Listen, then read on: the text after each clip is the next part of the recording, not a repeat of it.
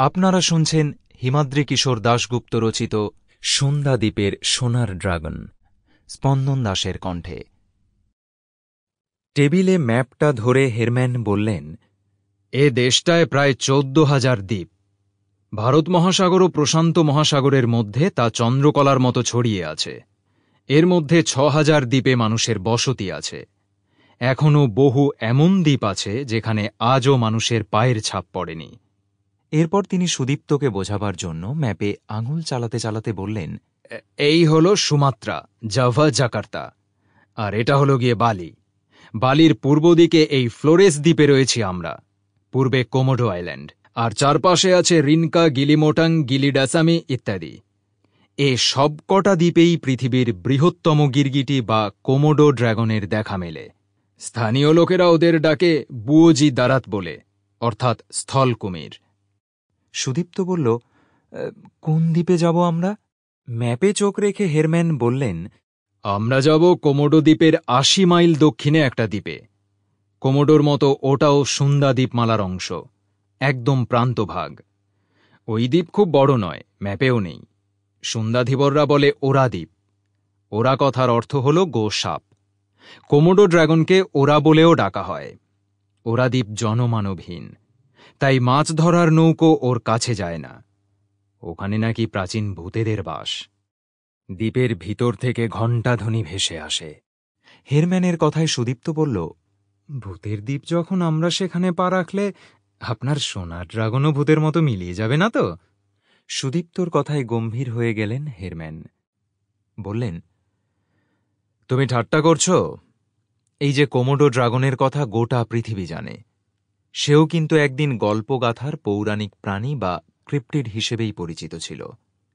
ধীবররা তার কথা বললেও পণ্ডিতরা বিশ্বাস করেননি, অথচ জাভার অনেক লোককথায় ওদের উল্লেখ ছিল। কিভাবে ওদের খোঁজ মিলল? ফানস্টেন ফান হ্যান্ডব্রেক নামে এক ওলন্দাজ বৈমানিক উড়ে যাচ্ছিলেন ওই দ্বীপের কাছ দিয়ে। হঠাৎ তাঁর বিমান সমুদ্রে ভেঙে পড়ে। বেঁচে যান তিনি। কাঠের গুঁড়ি ধরে সাঁতরে রাতের অন্ধকারে পৌঁছে যান ওই দ্বীপে। রাত কাটাবার জন্য গাছের মাথায় উঠে কিছুক্ষণ পর দেখতে পান নিচে অন্ধকারের মধ্যে ঘুরে বেড়াচ্ছে বিশাল কুমিরের মতো প্রাণী। অন্ধকারে চোখ জ্বলছে, শরীরের আঘাতে গাছের গুঁড়ি কাঁপছে। অনেক দূর থেকে তাদের নিঃশ্বাসের শব্দ শোনা যাচ্ছে। অন্ধকারে শিকার ধরে বেড়াচ্ছে মাংসাশী প্রাণীগুলো। তাদের বিশাল আকৃতি ও নিঃশ্বাসের শব্দে ফান ধারণা করেন ওগুলো ড্রাগন। ফিরে এসে তিনি তার অভিজ্ঞতা শোনালে প্রাণী বিজ্ঞানীরা অভিযান চালান ওই দ্বীপে। খোঁজ মেলে কোমোডো ড্রাগনের, অথচ তার আগে পর্যন্ত বিজ্ঞানীরা উড়িয়ে দিতেন তার কথা। তুমি এখন আমার কথায় হাসলেও আমার বিশ্বাস, সোনালি কোমোডো ড্রাগন নিশ্চয়ই আছে। একটানা কথাগুলো বলে সুদীপ্তর উত্তরের অপেক্ষায় চেয়ে রইলেন হেরম্যান। সুদীপ্ত বলল, না, আপনার কথাও বিশ্বাস করছি না, তবে সোনালি ড্রাগনের অস্তিত্ব নিয়ে কোনো প্রমাণ?